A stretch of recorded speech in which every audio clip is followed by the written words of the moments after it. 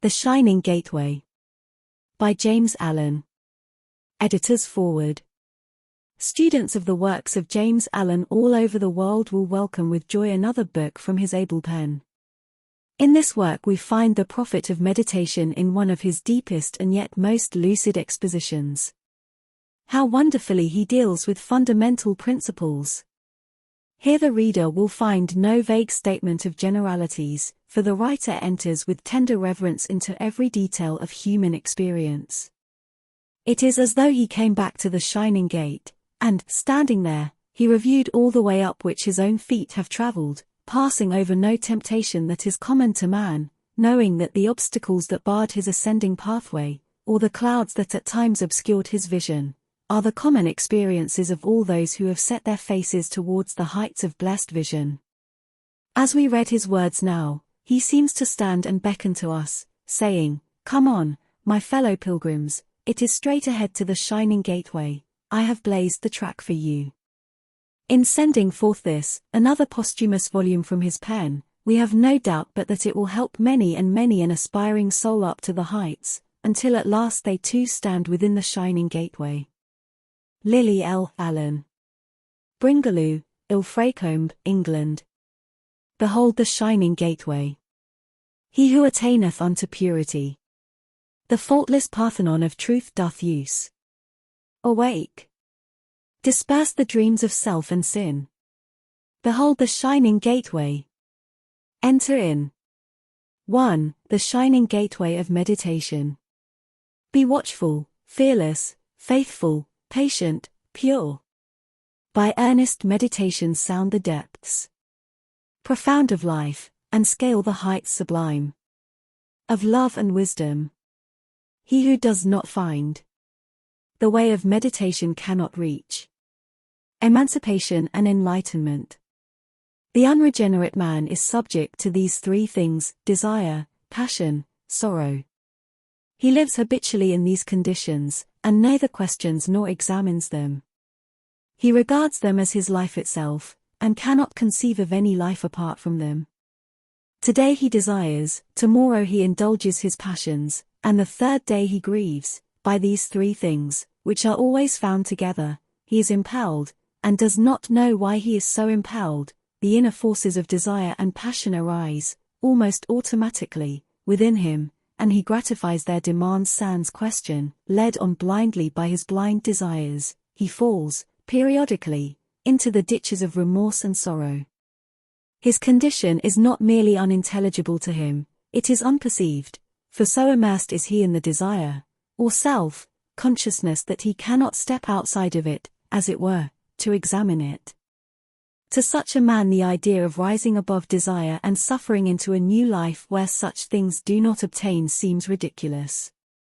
He associates all life with the pleasurable gratification of desire, and so, by the law of reaction, he also lives in the misery of afflictions, fluctuating ceaselessly between pleasure and pain. When reflection dawns in the mind, there arises a sense, dim and uncertain at first, of a calmer, wiser, and loftier life. And as the stages of introspection and self-analysis are reached, this sense increases in clearness and intensity, so that by the time the first three stages are fully completed, a conviction of the reality of such a life and of the possibility of attaining it is firmly fixed in the mind. Such conviction, which consists of a steadfast belief in the supremacy of purity and goodness over desire and passion, is called faith. Such faith is the stay, support and comfort of the man who, while yet in the darkness, is searching earnestly for the light which breaks upon him for the first time in all its dazzling splendor and ineffable majesty when he enters the shining gateway of meditation. Without such faith he could not stand for a single day against the trials, failures, and difficulties which beset him continually, much less could he courageously fight and overcome them, and his final conquest and salvation would be impossible. Upon entering the stage of meditation, faith gradually ripens into knowledge, and the new regenerate life begins to be realized in its quiet wisdom, calm beauty, and ordered strength, and day by day its joy and splendor increase. The final conquest over sin is now assured. Lust, hatred, anger, covetousness, pride and vanity, desire for pleasure, wealth, and fame, worldly honor and power, all these have become dead things, shortly to pass away forever. There is no more life nor happiness in them. They have no part in the life of the regenerate one, who knows that he can never again go back to them, for now the old man of self and sin is dead, and the new man of love and purity is born within him.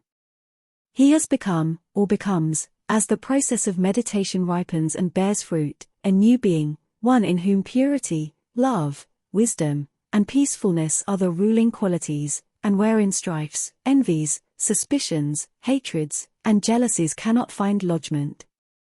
Old things have passed away, and, behold, all things have become new. Men and things are seen in a different light, and a new universe is unveiled. There is no confusion, as out of the inner chaos of conflicting desires, passions, and sufferings the new being arises.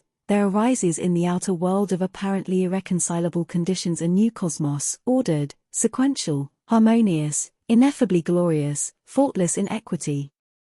Meditation is a process both of purification and adjustment. Aspiration is the purifying element, and the harmonizing power resides in the intellectual train of thought involved.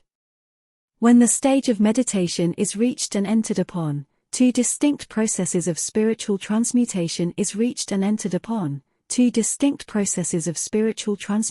begin to take place, namely 1. Transmutation of passion. 2. Transmutation of affliction. The two conditions proceed simultaneously, as they are interdependent, and act and react one upon the other. Passion and affliction, or sin and suffering, are two aspects of one thing, namely, the self in man, that self which is the source of all the troubles which afflict mankind. They represent power, but power wrongly used.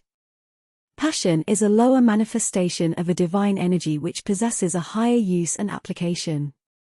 Affliction is the limitation and negation of that energy, and is therefore a means of restoring harmony. It says, in effect to the self-bound man, thus far shalt thou go and no farther. The man of meditation transfers the passional energy from the realm of evil, self-following, to the realm of good, self-overcoming. Today he reflects, tomorrow he overcomes his passions, and the third day he rejoices. The mind is drawn from its downward tendency, and is directed upwards. The base metal of error is transmuted into the pure gold of truth. Lust, hatred, and selfishness disappear, and purity, love, and goodwill take their place. As the stage proceeds, the mind becomes more and more firmly fixed in the higher manifestations, and it becomes increasingly difficult for it to think and act in the lower, and just in the measure that the mind is freed from the lower, violent, and inharmonious activities, just so much is passion transmuted into power, and affliction into bliss. This means that there is no such thing as affliction to the sinless man. When sin is put away, affliction disappears. Selfhood is the source of suffering, truth is the source of bliss.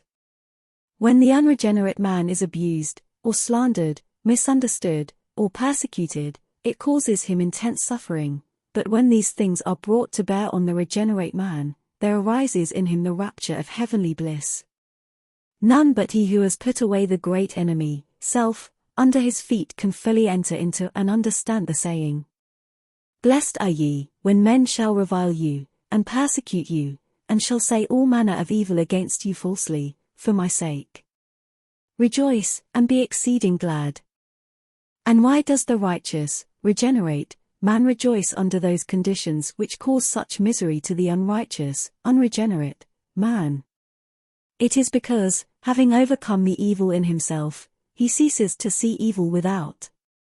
To the good man all things are good, and he utilizes everything for the good of the world. To him persecution is not an evil, it is a good.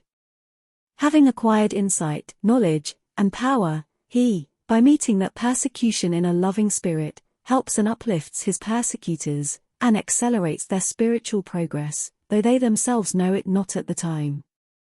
Thus he is filled with unspeakable bliss because he has conquered the forces of evil, because, instead of succumbing to those forces, he has learned how to use and direct them for the good and gain of mankind. He is blessed because he is at one with all men, because he is reconciled to the universe, and has brought himself into harmony with the cosmic order. The following symbol will perhaps help the mind of the reader to more readily grasp what has been explained. Love, light, and life. Knowledge. Aspiration. Passion, affliction. Desire. Ignorance. Lust, darkness, and death.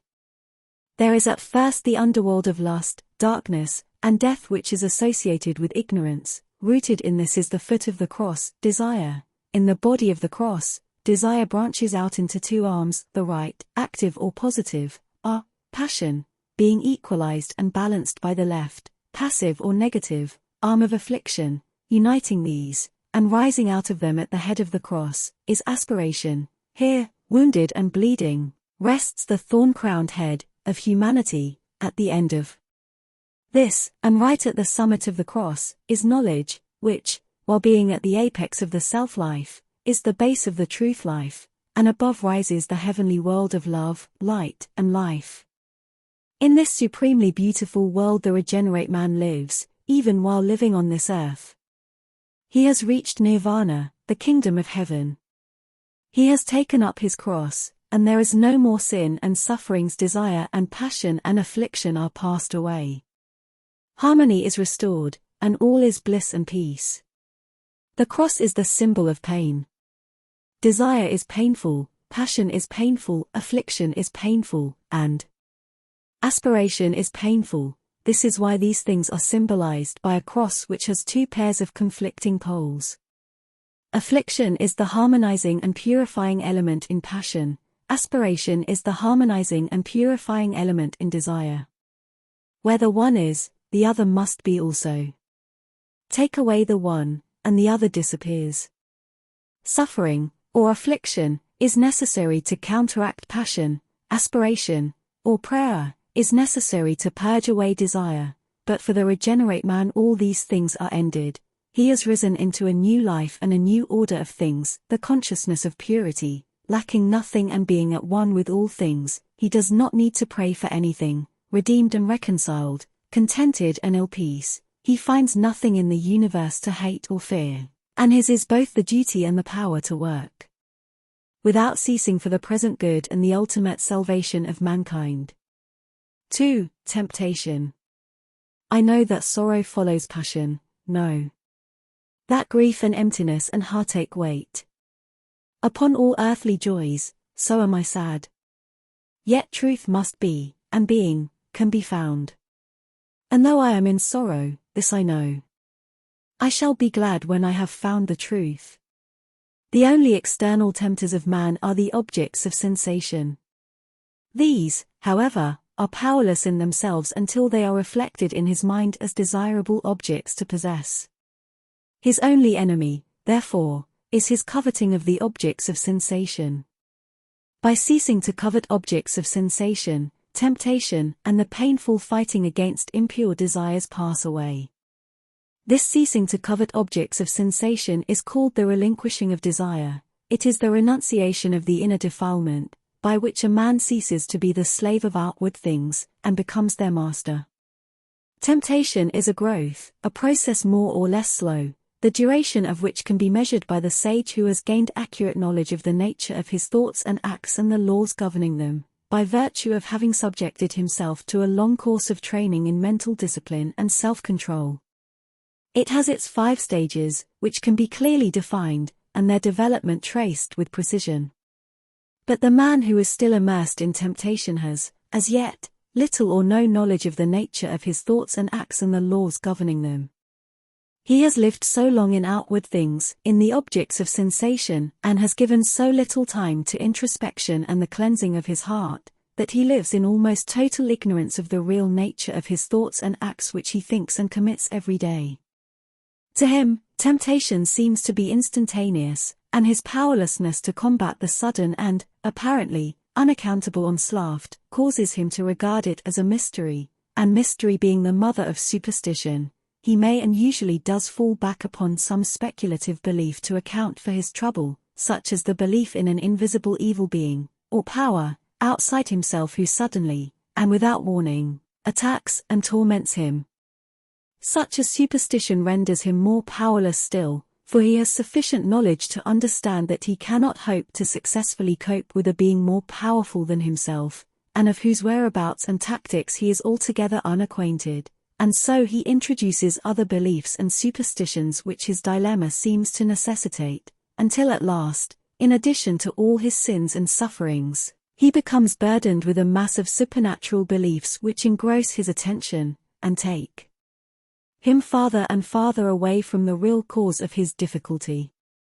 Meantime he continues to be tempted and to fall, and must do so until by self-subjugation and self-purification he has acquired the ability to trace the relation between cause and effect in his spiritual nature, when, with purified and enlightened vision, he will see that the moment of temptation is but the fulfillment of those impure desires which he secretly harbors in his own heart.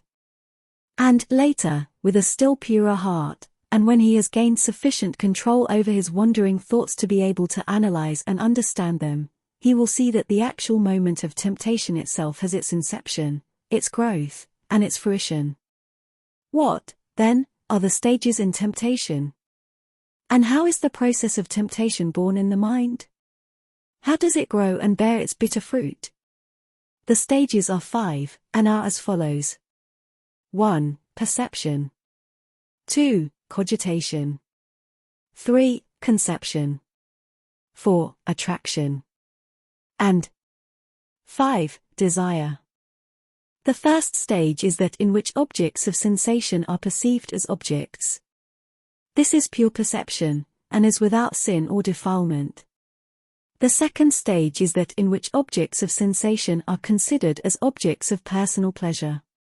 This is a brooding of the mind upon objects, with an undefined groping for pleasurable sensation, and is the beginning of defilement and sin. In the third stage objects of sensation are conceived as objects of pleasure.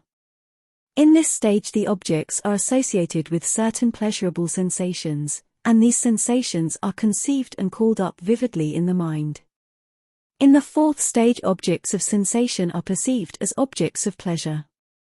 At this stage the pleasure as connected with the object is distinctly defined, yet there is a confusion of pleasure and object, so that the two appear as one, and a wish to possess the object arises in the mind. There is also a going out of the mind towards the object.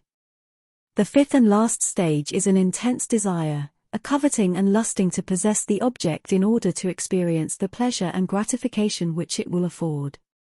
With every repetition, in the mind, of the first 4 stages, this desire is added to, as fuel is added to fire, and it increases in intensity and ardor until at last the whole being is aflame with a burning passion which is blind to everything but its own immediate pleasure and gratification.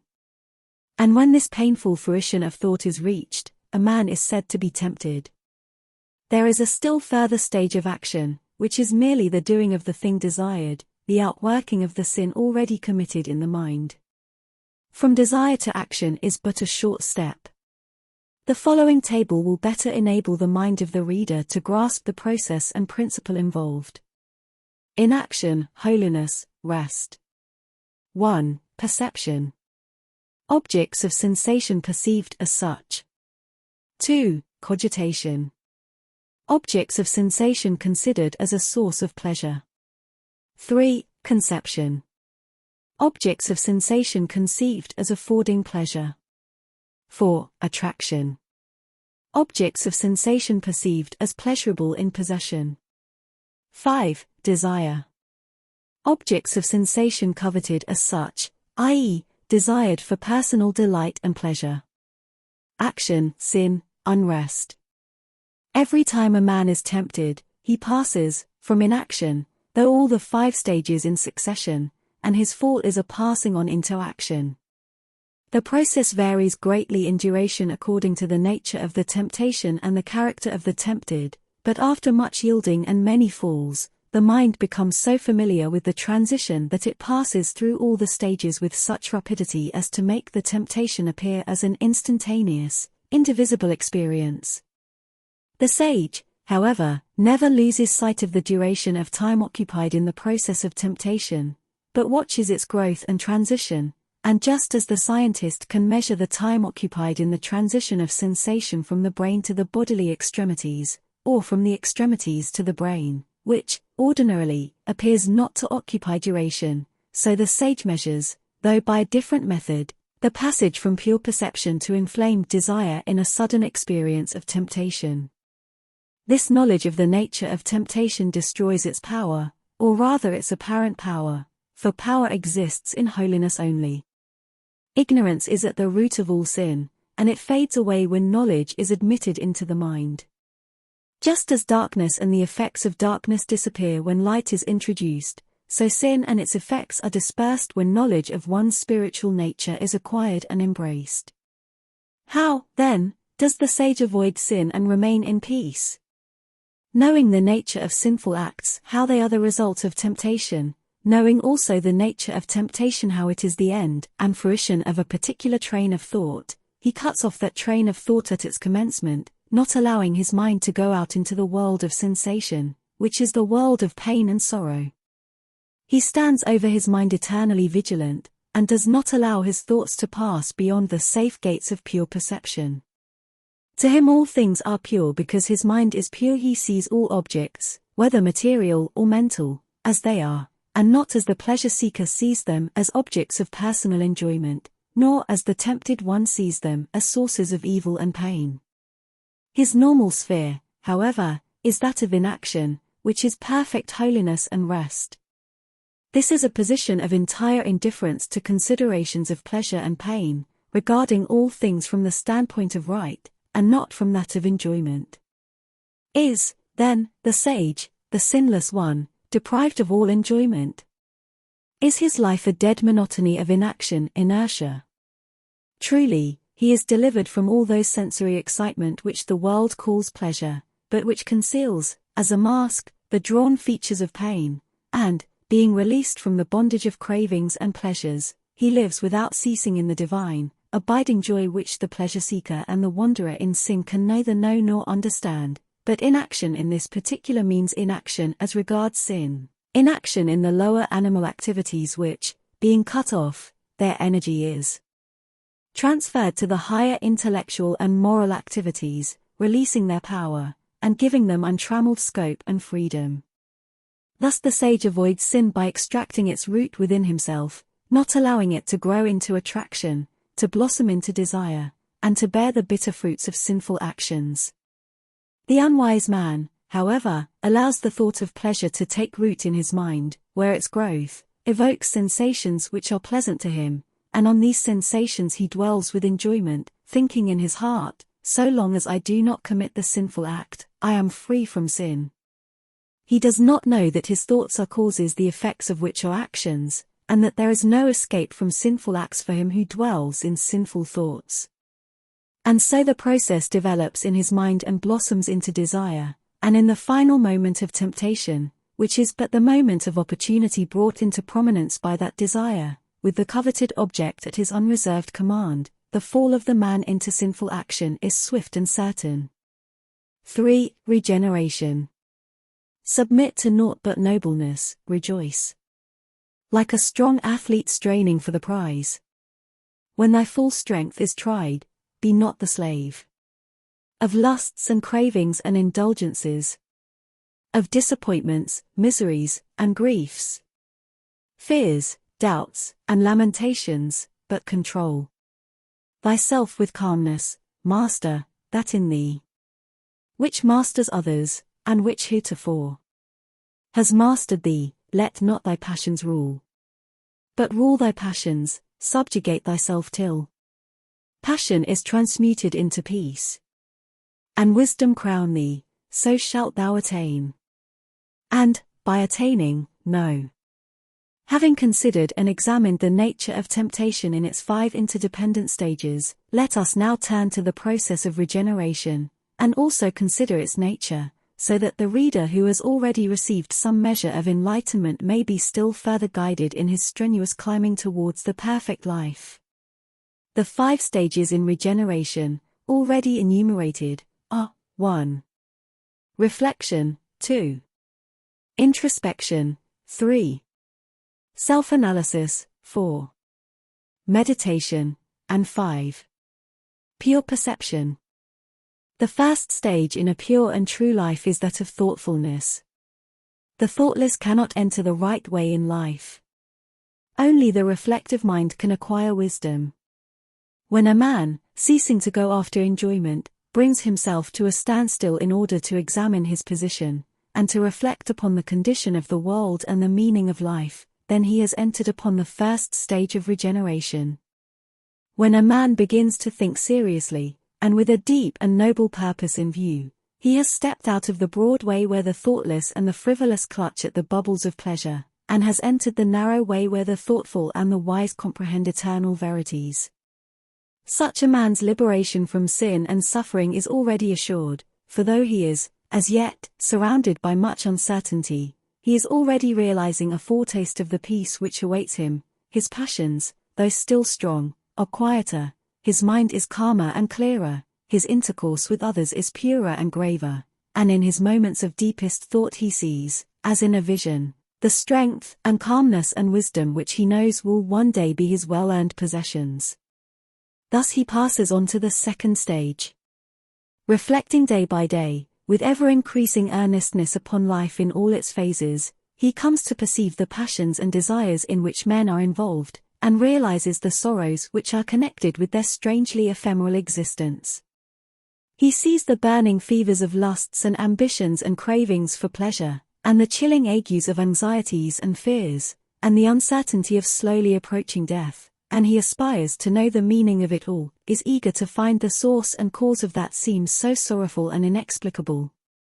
Recognizing himself as a unit in humanity, as one involved in like passions and sorrows with all other men, he vaguely understands that somehow the secret of all life is inevitably bound up with the neophyte, with mind purified, calmed, and his own existence, and so, unsatisfied with the surface theories which are based on observation only, and which still leave him subject to passions and sorrows, and the prey of anxieties and fears, he turns his thoughts inwardly upon his own mind, thinking, perchance, that the wished-for revelation of wisdom and peace awaits him there.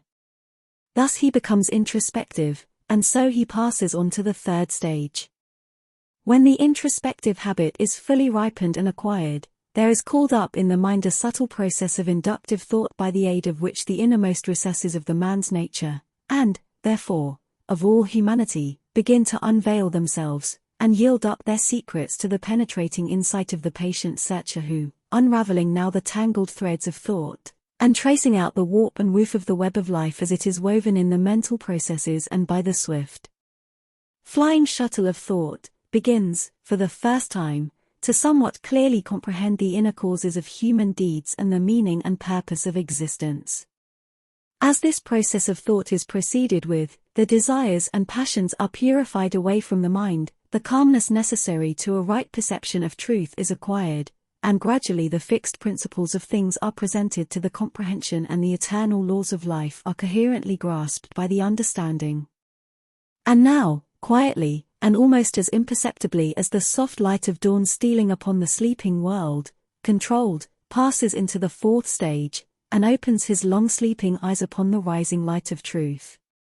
He becomes habitually meditative, and in meditation he finds the master key which unlocks the door of knowledge.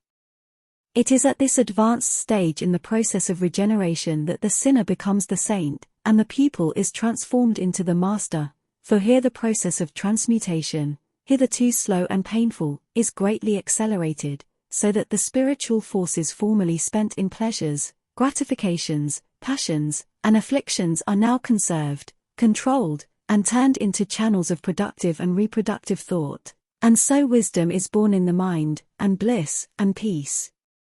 As skill and power are acquired in meditation, the fifth and last stage is reached, where the perfect insight of the seer and the sage is evolved, so that the facts of life are grasped, and the laws and principles of things stand revealed. Here the man is altogether regenerated, is purified and perfected, all human passions are conquered, and human sorrows transcended.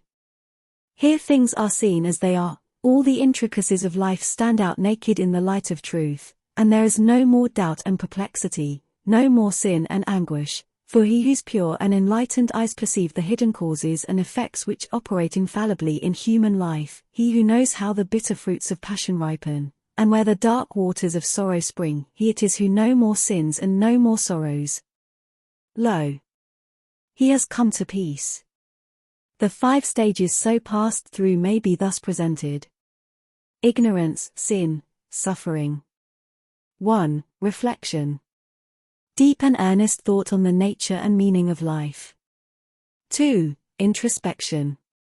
Looking inwardly, for the causes and effects which operate in life.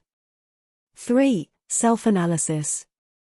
Searching the springs of thought and purifying the motives in order to find the truth of life.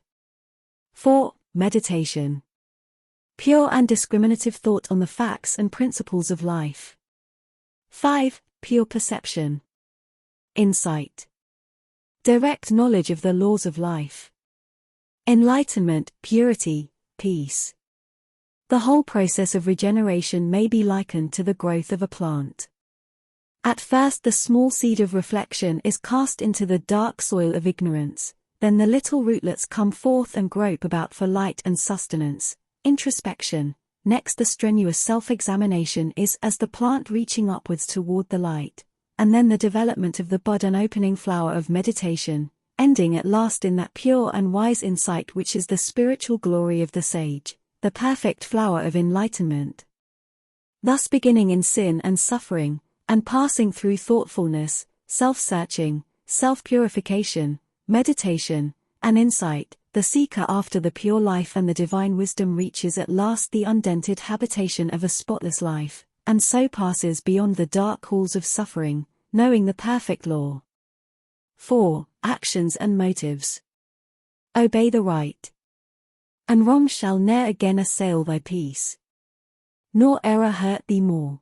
Attune thy heart to purity, and thou shalt reach the place where sorrow is not, and all evil ends. It has been said that the way to hell is paved with good intentions, and one frequently hears sin excused on the ground that it was done with a good motive. There are actions which are bad in themselves, and there are actions which are good in themselves, and good intentions cannot make the former good, selfish intentions cannot make the latter bad. Foremost among actions which are bad in themselves are those which are classified as criminal by all civilized communities. Thus murder, theft, adultery, libel, etc., are always bad, and it is not necessary to inquire into the motive which prompts them. Black and white remain black and white to all eternity, and are not altered by specious argumentations. A lie is eternally a lie, and no number of good intentions can turn it into a truth. If a man tell a lie with a good intention, he has none the less uttered a lie. If a man speak the truth with a selfish intention, he has none the less spoken the truth. Beside those actions above mentioned, there are others which, while not classified by the law of the land as criminal, are yet recognized as wrong by nearly all intelligent people. Actions pertaining to social and family life, and to our everyday relations with our fellow men. Thus when a child willfully violates its duty to its parents, the father does not stop to inquire into the motives of the child, but metes out the due correction, because the act of disobedience is wrong in itself. The reader may here ask, in being taught, then, to regard the motive, the condition of heart, as all important, and the act as secondary, have we been taught wrongly?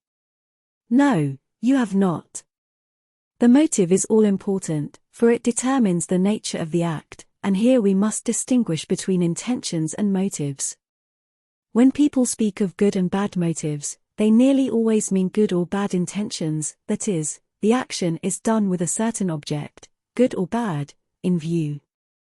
The motive is the deeply seated cause in the mind, the habitual condition of heart, the intention is the purpose in view. Thus an act may spring from an impure motive, yet be done with the best intention. It is possible for one to be involved in wrong motives, and yet at the same time to be so charged with good intentions as to be continually intruding himself on other people, and interfering in their business and their lives under the delusion that they need his help. Intentions are more or less superficial, and are largely matters of impulse, while motives are more deeply seated, and are concerned with a man's fixed moral condition. A man may do an action today with a good intention, and in a few weeks' time do the same action with a bad intention, but in both instances the motive underlying the action will be the same. In reality, a wrong act cannot spring from a right motive, although it may be guided by a good intention. A man who can resort, whether habitually or under stress of temptation, to murder, theft, lying or other actions known as bad, is in a dark, confused condition of mind, and is not capable of acting from right motives. Such acts can only spring from an impure source, and this is why the great teachers rarely refer to motives, but always refer to actions. In their precepts they tell us what actions are bad and what are good, without any reference to motive, for the bad and good acts in themselves are the fruits of bad and good motives. By their fruits you shall know them. In being exhorted to judge not, we are not taught to persuade ourselves that grapes are figs and figs grapes, but must employ our judgment in clearly distinguishing between the two. So in like manner must we distinguish with unmistakable clearness between bad actions and good actions, so as to avoid the former and embrace the latter, for only in this way can one purify his heart and render himself capable of acting from right motives. A clear perception of what is bad or good, both in ourselves and others, is not false judgment, it is wisdom. It is only when one harbors groundless suspicion about others, and reads into their actions bad and selfish intentions, that he falls into that judging against which we are warned, and which is so pernicious. There is no need to doubt the good intentions of those about us, while, at the same time, being fully alive to a knowledge of those bad actions which were better left undone, and those good actions which were better done, taking care not to do the former, and to do the latter ourselves, thus teaching by our lives instead of accusing and condemning others. Numberless wrong actions are committed every day with good intentions, and this is why so many good purposes are frustrated and end in disappointment, because the underlying motive is impure, and the good fruit which is sought does not appear, the act is out of harmony with the good intent, the means are not adapted to the end. Bad actions bring forth bitter fruit, good actions bring forth sweet fruit. The law runs, thou shalt not kill, thou shalt not steal, thou shalt not commit adultery, not thou shalt not kill, steal or commit adultery with a bad motive. Wrong actions are always accompanied with self-delusion, and the chief form which such self-delusion assumes is that of self-justification. If a man flatter himself that he can commit a sinful act, and yet be free from sin because he is prompted by a pure motive, no limit can be set to the evil which he may commit. It will be found that bad actions, in the majority of instances, are accompanied with good intentions. The object of the slanderer generally is to protect his fellow men from one another. Troubled with foolish suspicions, or smarting under the thought of injury, he warns men against each other, speaking only of their bad qualities, and, in his eagerness, distorting the truth. His intention is good, namely, to protect his neighbors, but his motive is bad, namely, hatred of those whom he slanders. Such a man's good intention is frustrated by his bad action, and he at last only succeeds in separating himself from all truth-loving people. The sore of a bad action is not cured by plastering it over with good intentions, nor is the cause of the defilement removed from the heart. Men who are involved in bad actions cannot work from pure motives. An issue of foul water always proceeds from an impure source, and an issue of impure actions proceeds from a heart that is defiled. It greatly simplifies life, and solves all complex problems of conduct, when certain actions are recognized as eternally bad, and others as eternally good, and the bad are forever abandoned, and final refuge is taken in the good. The wise and good perform good actions, and motive, act, and intention being harmoniously adjusted, their lives are powerful for good, and free from disappointment, and the good fruit of their efforts appears in due season. They do not need to defend their actions by subtle and specious arguments, not to enter into interminable metaphysical speculations concerning motives, but are content to act and to leave their actions to bear their own fruit. Let us not try to persuade ourselves that our good intentions will wipe out the results of our bad actions, but let us resort to the practice of good actions, for only in this way can we acquire goodness, only thus can the life be established on fixed principles, and the mind be rendered capable of comprehending, and working from, pure motives. 5. Morality and religion. The wise man. By adding thought to thought and deed to deed, in ways of good, buildeth his character. Little by little he accomplishes his noble ends, in quiet patience works diligently. Daily he builds into his heart and mind pure thoughts, high aspirations, selfless deeds, until at last the edifice of truth is finished, and behold, there rises and appears the temple of perfection. There is no surer indication of confusion and decadence in spiritual matters than the severance of morality from religion. He is a highly moral man, but he is not religious. He is exceptionally good and virtuous, but is not at all spiritual, are common expressions on the lips of large numbers of people who thus regard religion as something quite distinct from goodness, purity, and right living. If religion be regarded merely and only as worship combined with adherence to a particular form of faith, then it would be correct to say, he is a very good man, but is not religious, in some instances, just as it would be equally correct to say, he is an immoral man, but is very religious, in other instances, for murderers, thieves, and other evildoers are sometimes devout worshippers and zealous adherents to a creed. Such a narrowing down of religion, however, would render much of the Sermon on the Mount superfluous, from a religious point of view, and would lead to the confounding of the means of religion with its end, the idolizing of the letter of religion to the exclusion of the spirit, and this is what actually occurs when morality is severed from religion, and is regarded as something alien and distinct from it. Religion, however, has a broader significance than this, and the most obscure creed embodies in its ritual some longing human cry for that goodness, that virtue, that morality, which many, with thoughtless judgment, divorce from religion. And is not a life of moral excellence, of good and noble character, of pure-heartedness, the very end and object of religion? Is it not the substance and spirit, of which worship and adherence to a form of faith are but the shadow and letter? In religion, as in other things, there are the means and the end, the methods and the attainment. Worship, beliefs about God, adherence to creeds, these are some of the means, goodness, virtue, morality, these are the end. The methods are many and various, and they are embodied in countless forms of faith, but the end is one, it is moral grandeur. Thus the moral man, far from being irreligious because he may not openly profess some form of worship, possesses the substance of religion, diffuses its spirit, has attained its end, and when the sweet kernel of religion is found and enjoyed, the shell, protective and necessary in its place, has served its purpose, and may be dispensed with.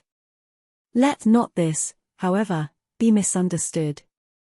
The moral man does not refer to one who has only the outward form of morality, appearing moral in the eyes of the world, but keeping his vices secret, nor does it refer to him whose morality extends only to legal limits, nor to those who are proud of their morality, for pride is the reverse of moral, but to those who delight in purity, who are gracious, gentle, unselfish, and thoughtful, who, being good at heart, pour forth the fragrance of pure thoughts and good deeds. By the moral is meant the good, the pure, the noble, and the true-hearted. A man may call himself Christian, Jew, Buddhist, Mohammedan, Hindu, or by any other name and be immoral, but if one is pure-hearted, if he is true and noble and beautiful in character, in a word, if he is moral, then he is an inhabitant of the holy city in which there is no temple. He is, by example and influence, a regenerator of mankind. He is one of the company of the children of light. 6. Memory, repetition, and habit. I shall gain by purity and strong self-mastery the awakened vision that doth set men free from painful slumber and the night of grief. When a particular combination of words has been repeated a number of times, it is said to have been committed to memory, that is, it can then be repeated without visual reference to the words themselves, and without pause or effort, Indeed, the words have then a tendency to repeat themselves in the mind, and sometimes people are troubled with the ringing of a refrain, or the repetition of a sentence in the mind, which they find it very difficult to get rid of and forget. There is a sense in which the whole of life is a process of committing to memory. At first there is act, from act springs experience, from experience arises recollection, from recollection repetition, and from repetition is formed habit, hence proceeds impulse, faculty, character, individualized existence. Life is a repetition of the same things over again. There is very little difference between the days and years in the life of a man, one is almost entirely a repetition of the other. Every being is an accumulation of experiences gathered, learnt, and woven into the life by a ceaseless series of repetitions extending over an incalculable number of lives which thread their way through eons of time. The life of a man, from the germ cell to maturity, is a repetition, in synthesis, of the entire process of evolution. There is a cosmic memory at the root of all growth and progress, which is an informing and sustaining principle in the process of evolution. The sensuous memory of man is fickle and ephemeral, but the supersensuous memory which is inherent in all matter, building up forms and faculty, is infallible in its reproduction of experiences. Life is ceaseless reiteration. Nature ever travels over old and familiar ground. Man is daily repeating that which he has learnt, though the schools of experience in which the lessons were acquired may be long forgotten, but the acquired habit is not forgotten, it is carried forward and continues to act. The unconscious and automatic ease which marks the play of faculty is not the ready-made mechanism of an arbitrary creator, it is skill acquired by practice, it is the consummation of millions of repetitions of the same thought and act. Thoughts and deeds long persisted in become at last spontaneous impulses. It is a profound truth that there is nothing new under the sun. It is possible and highly probable that, in the round of eternity, even all our modern inventions and mechanical marvels have been produced innumerable times on this or other worlds. In this world, new combinations of matter appear from time to time, but are they new in the universe? Who dare say that, in the mind which overarches eternity, the cosmic memory is not reproducing things long since fashioned out of itself? Nothing can be added to, or taken from, the universe. Its matter can neither be increased nor decreased. Chemical combinations of matter vary, but matter itself cannot vary. Life likewise does not change. In the forms of life there is continuous flux, but in the principle of life there is no increase or diminution. Forms come forth only to retreat and disappear, but that which disappears is not lost, the memory of it is retained, and it continues to be repeated. Eternal disintegration is balanced by eternal restitution. The mind of man is not separate from the eternal mind, in its daily repetitions is indelibly written the record of all its past. Character is an accumulation of deeds. Each man is the last reckoning in the long sum of evolution, and there is no falsification of the account. The mind continues to automatically perform the habit which encloses a million repetitions of the same deed. Compared with this ineffaceable, unconscious memory, the memory of 70 years and 10 is as a fading vapor to an Egyptian pyramid. The tendencies, impulses, and habits of which a man is a victim are the repetitions of his accumulated deeds. They enfold the destiny which he has wrought. The grace, goodness, and genius which a man exhibits without conscious effort are the fruits of the accumulated labors of his mind. He repeats with ease that which was learned by painful labor. The wise man sees a reflection of himself in the fate which overtakes him. Life flows in channels. Every man is in a rut. Men tell their fellows to get out of their ruts, but they themselves are in ruts of another kind. The flow of law, of nature, cannot be avoided, but it can be utilized. We cannot avoid ruts, but we can avoid bad ones, we can follow along good ones.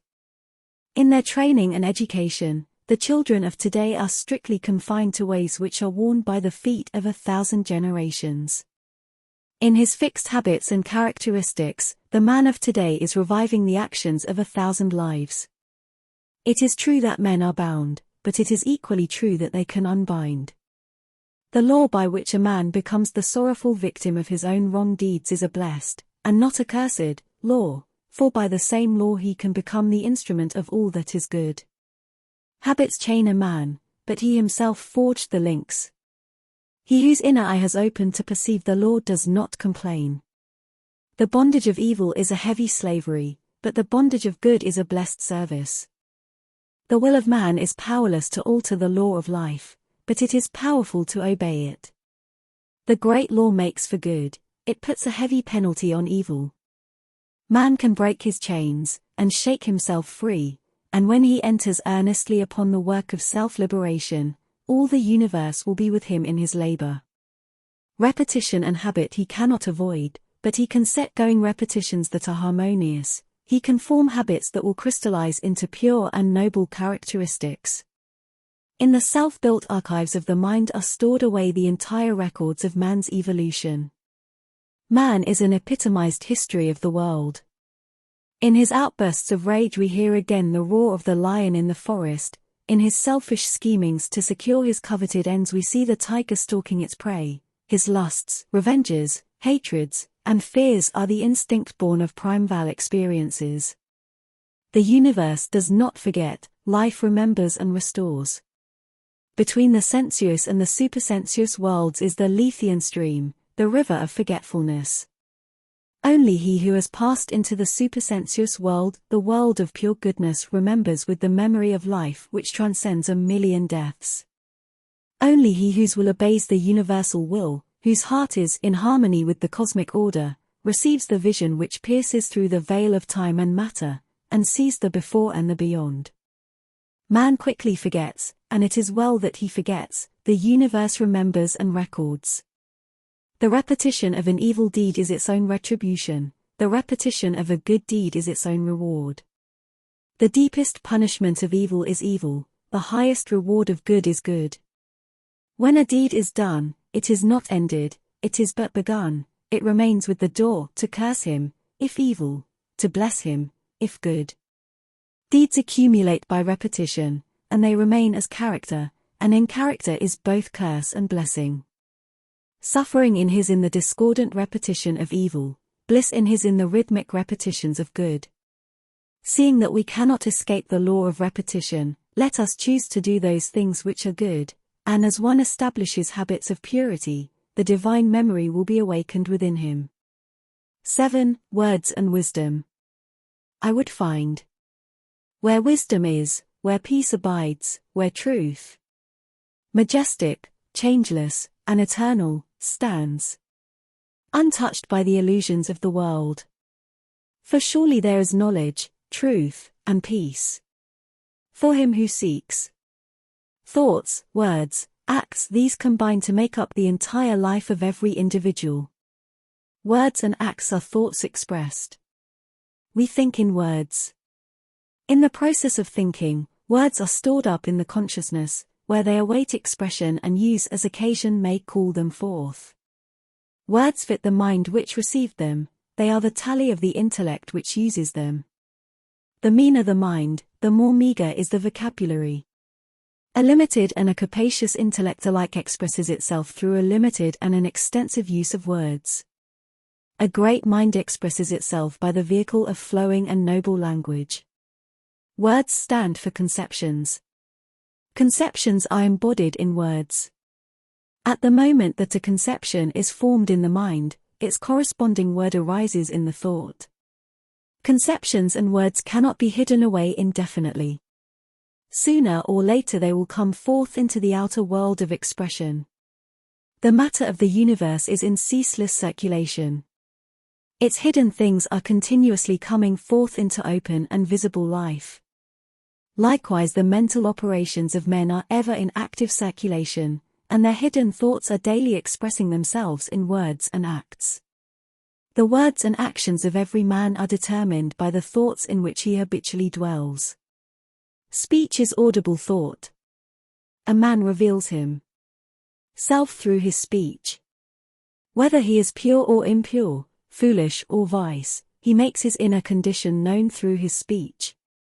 The foolish man is known by the way in which he talks, the wise man is known by the purity, gravity, and excellence of his speech. He who would gain a knowledge of men, says Confucius, must first learn to understand the meaning of words. All wise men, saints, and great teachers have declared that the first step in wisdom is to control the tongue. The disciple of speech is a mental disciple. When a man controls his tongue, he controls his mind. When he purifies his speech, he purifies his mind. Speech and mind cannot be separated. They are two aspects of character.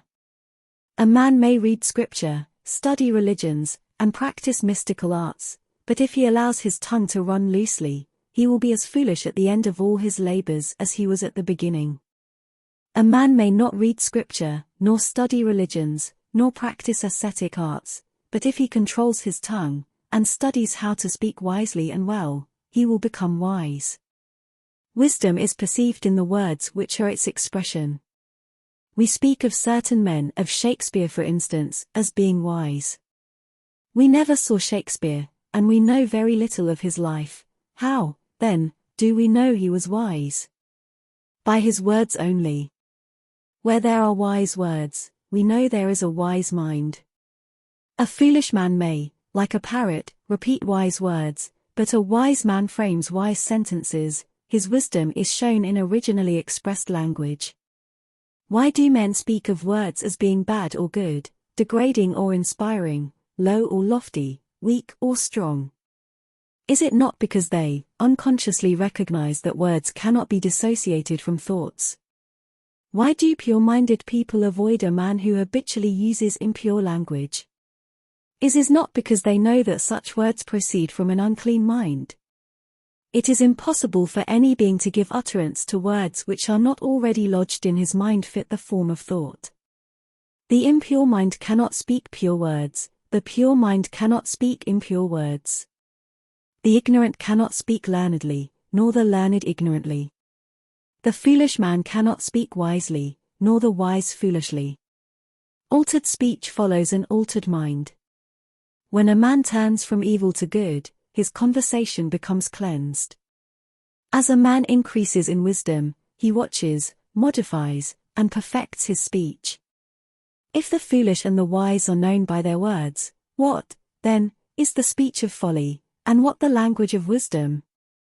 A man is foolish if he talks aimlessly and incoherently, if he engages in impure conversations, if he utters falsehood, if he speaks ill of the absent, and carries about evil reports concerning others, if he frames flattering words, if he utters violent and abusive words, if his speech is irreverent, and his words are directed against the great and good, if he speaks in praise of himself, a man is wise.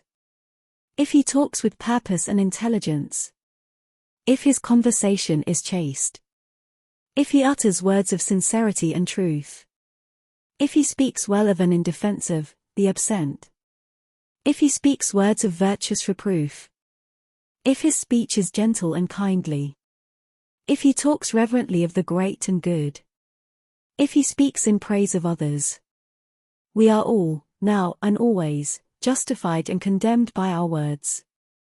The law of truth is not held in abeyance, and every day is judgment day. For every idle word which one speaks he is at once called to account in an immediate and certain loss of happiness and influence. By the words which we habitually utter we publish to the universe the degree of our intelligence and the standard of our morality, and receive back through them the judgment of the world. The fool thinks he is harshly judged and badly treated by others, not knowing that his real scourge is his own ungoverned tongue. To control the tongue, to discipline the speech, to strive for the use of purer and gentler words, this is a very lowly thing, and one that is much despised, but it cannot be neglected by him who eagerly aspires to walk the way of wisdom. 8. Truth made manifest. Upon the lofty summits of the truth, where clouds and darkness are not, and where rests Eternal splendor, their abiding joy, awaits thy coming. Be watchful, fearless, faithful, patient, pure. By earnest meditation sound the depths profound of life, and scale the heights sublime of love and wisdom. Truth is rendered visible through the media of deeds. It is something seen and not heard. Words do not contain the truth, they only symbolize it. Good deeds are the only vessels which contain truth. It has been frequently said that being must precede doing. Being always does precede doing, but being and doing cannot be arbitrarily separated. A man's deeds are the expression of himself. Acts are the language of reality. If a man's inner being is allied to truth, his deeds will speak it forth. If with error, his deeds will make manifest that error. No man can hide what he is. He must necessarily act, and every time he acts he reveals himself. In the light of reality no man can deceive humanity or the universe, but he can deceive himself. Deeds of purity, love, gentleness, patience, humility, compassion, and wisdom are truth made manifest. These qualities cannot be contained between the covers of a book, but only the words which refer to them, they are life. Deeds of impurity, hatred, anger, pride, vanity, and folly are error making itself known. A man's deeds are the publication of himself to the world. Truth cannot be comprehended through reading, but only by correcting and converting oneself. Precepts are aids to the acquirement of wisdom, but wisdom is acquired only by practice. If a man would know what measure of truth he possesses, he should ask himself, "What am I? What are my deeds?" Men dispute about words, thinking that truth is heard and read. Truth is neither heard nor read, it is seen. Good deeds are the visible embodiments of truth, they are messengers of knowledge, angels of wisdom, but the eye of error is dark, and cannot see them. 9. Spiritual humility. Who would be the companion of the wise? And know the cosmic splendor, he must stoop. Who seeks to stand, must fall who fain would rise. Must know the low, ascending to the high. He who would know the great must not disdain to diligently wait upon the small.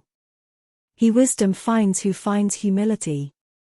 Throughout the sacred scriptures of all religions there runs, like a silver thread, the teaching of humility. Not only all the scriptures, but the sages of all time have declared that only through the portal of humility is it possible for man to enter into the possession of the life of truth, and as that life is entirely of a spiritual nature, so the humility that leads to it is purely and absolutely spiritual, and being such, it can never be materialized, can never be embodied in a dogma, or laid down as a formula.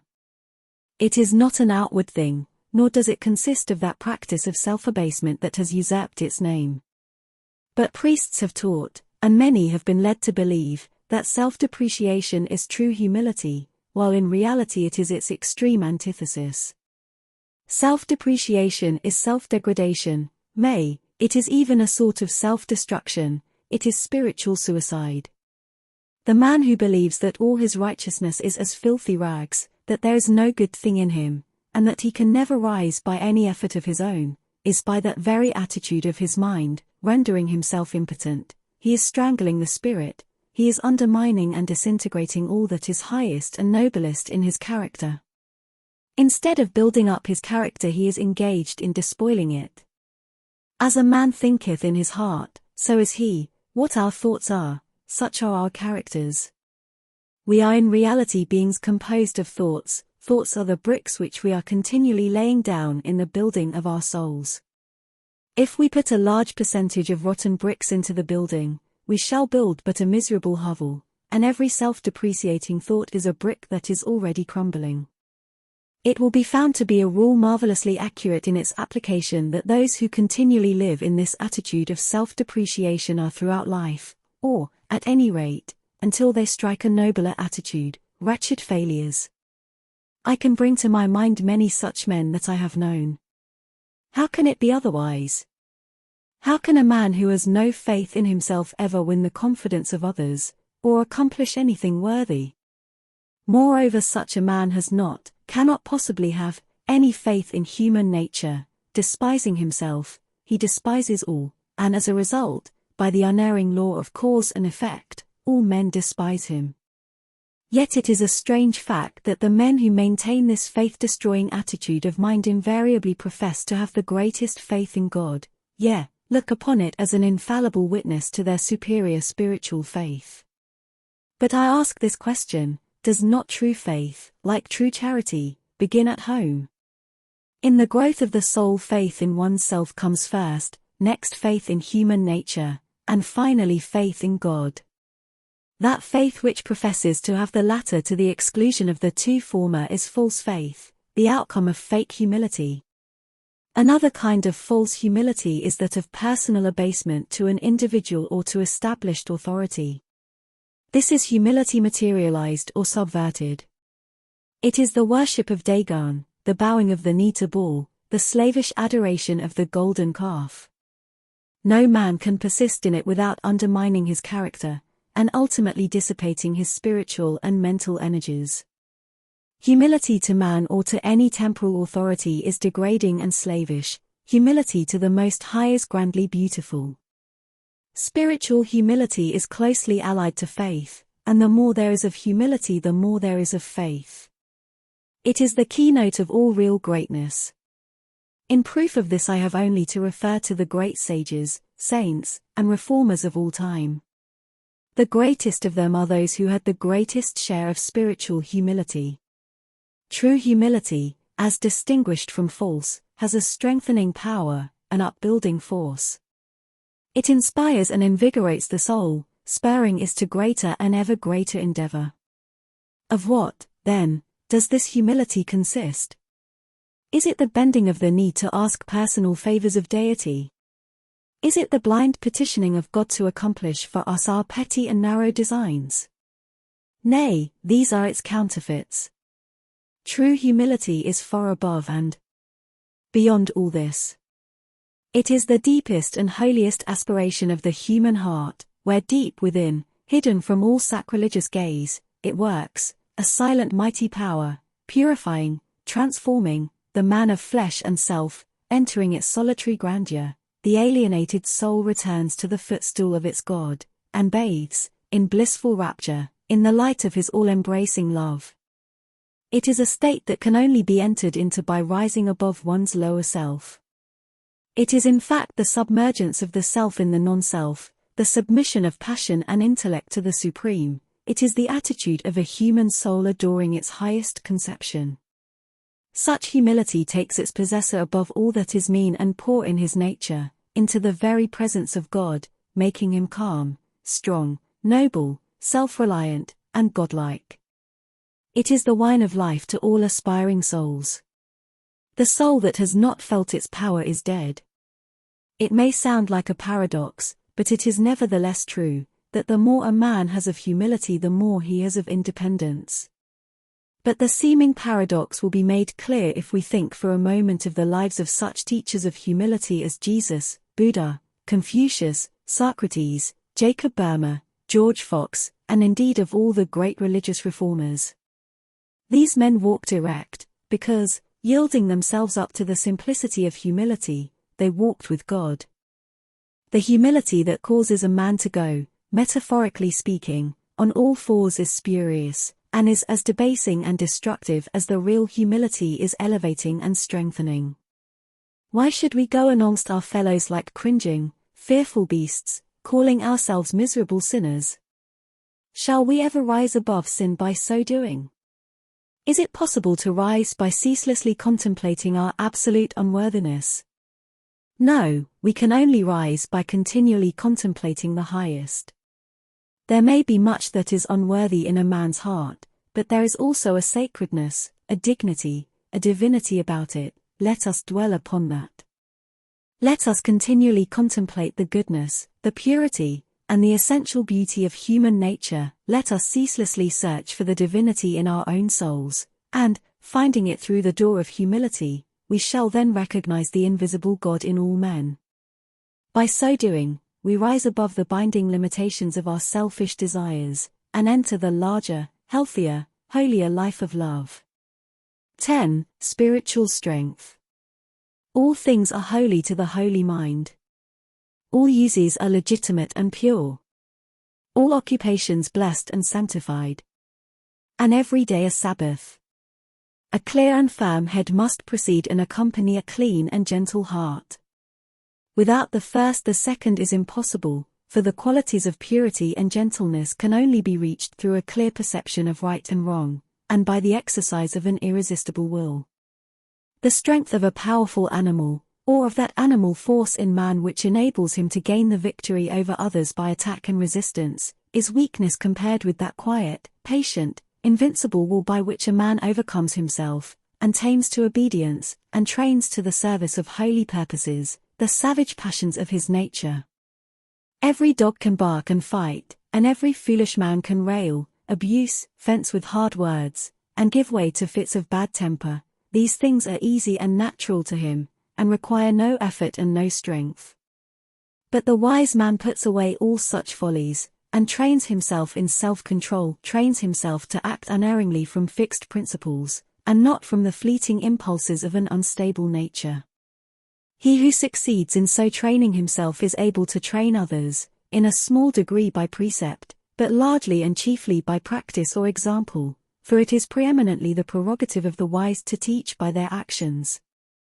The mockeries of Herod, the accusations of Ty people, and the fanatical persecutions of the priests all failed to draw from Jesus the word of complaint, bitterness, or self-defense.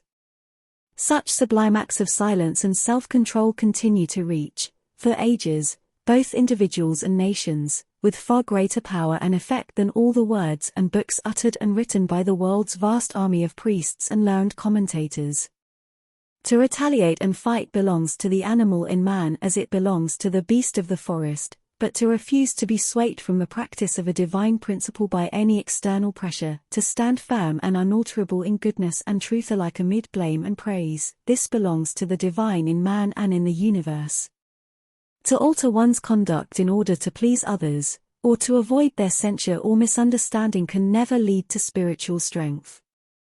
That divine kindness which always accompanies spiritual understanding and strength is something very different from merely saying pleasant words, for pleasant words are not always true words, but consist in doing what is best for the eternal welfare of the other person or persons. The weak father, who is unfit to train children, only considers how he can escape trouble with his children, and so he slurs over their acts of disobedience and selfishness, and tries to please them. But the strong father, who considers the future character and welfare of his children, knows how and when to administer a severe reproof, fully understanding that the few minutes' pain caused by his rebuke may save his child from years of suffering as a result of loose living which is fostered by parental neglect. The strong, kind, unselfish father, whose care is for his children's good, and not for his own immediate comfort, knows not only how to be tender in affection, but tender in discipline, knows how to stretch out the strong and, to the child at the time, severe arm of restraint to save his little ones when they would ignorantly wander away in wrong paths. So the man of spiritual strength cannot be merely a weak framer of smooth words, but a doer of right actions, an utterer of words that are vital and true, and, therefore, eternally kind. The spiritually weak man shrinks from right when it is brought, as by its nature it must be brought, in opposition to his desires, and he embraces sin because it is pleasant. The spiritually strong man shrinks from sin, more especially when it is presented to him in a pleasant garb, and embraces right, even though by so doing he will bring upon himself the odium of those who are ignorant of divine principles and their beneficent application. The man of spiritual understanding is as unbending as a bar of steel where right is concerned, knowing that right alone is good. He is as unresisting as water where self is concerned, knowing that self alone is evil. Acting from imperishable principles and not from the fleeting desires of self, his actions partake of the imperishable nature of the principles from which they spring, and continue to afford instruction and inspiration through unnumbered generations. It is always the portion of one who so acts to be misunderstood. The majority live in their desires and impulses, following them blindly as they are brought into operation by external stimuli, and do not understand what is meant by acting dispassionately from right and fixed principles, with entire freedom from self-interest. Such will necessarily misunderstand and misjudge the right door, regarding him as cold and cruel in his unbending adherence to right, or as weak, cowardly in his quiet refusal to passionately defend himself. He will, therefore, be accused of many things, but this will not cause him any suffering, nor will he be troubled or disturbed thereby, for the truth which he practices is a source of perpetual joy, and he will be at rest in the knowledge that there are those who will understand and follow, that he is working for the ultimate good even of his accusers, and that by manifesting the truth in his daily actions, he is in the company of those divinely strong ones who are leading the world into ways of quietness and peace.